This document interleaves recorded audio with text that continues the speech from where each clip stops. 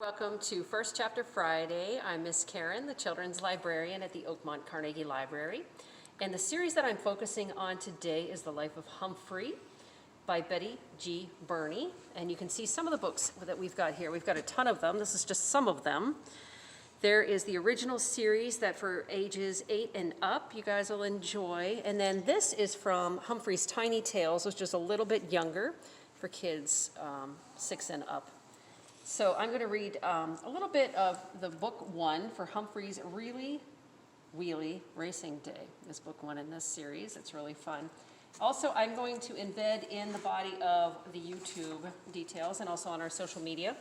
You can visit Humphreyville, and there's a lot of really fun games that you can play that are all relating to this book series. It's really fun. That's the Humphrey board game, and there's some other fun resources in there for you. You can also hear the point of view of the frog on there, which I think is hilarious. So, here's our table of contents. There's 4 chapters in this particular book.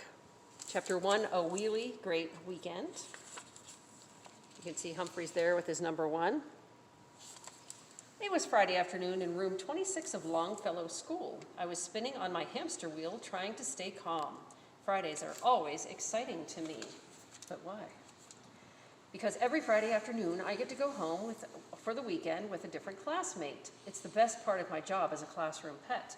Of course, Mrs. Brisbane knew whose turn it was to bring me home. She plans my visits with the parents, but sometimes she forgets to tell me who would it be this week. There he is in his hamster wheel. Would it be Lower-Your-Voice-A.J, whose whole family likes to talk loudly? Or would I go to Speak-Up-Sayeh's house, where everybody speaks quietly? Mrs. Brisbane, who is taking Humphrey home, Heidi Hopper asked. Raise your hand, Heidi, Mrs. Brisbane told her. Heidi forgets to raise her hand a lot. Mandy Payne said, I am. She forgets to raise her hand too. Then Mandy said, that clock must be stuck. It's taking forever to get to the end of the day. Don't complain, Mandy Payne used to complain a lot about things, but ever since she got her own hamster named Winky, she doesn't complain as much.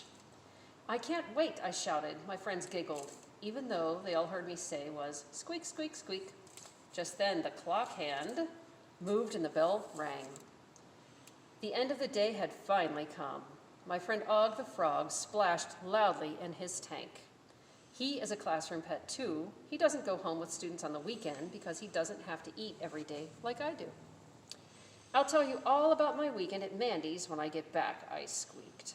So, if you want to find out more about how he ends up in a race car, make sure you hop on our website or give us a call and check out some of these wonderful Humphrey books.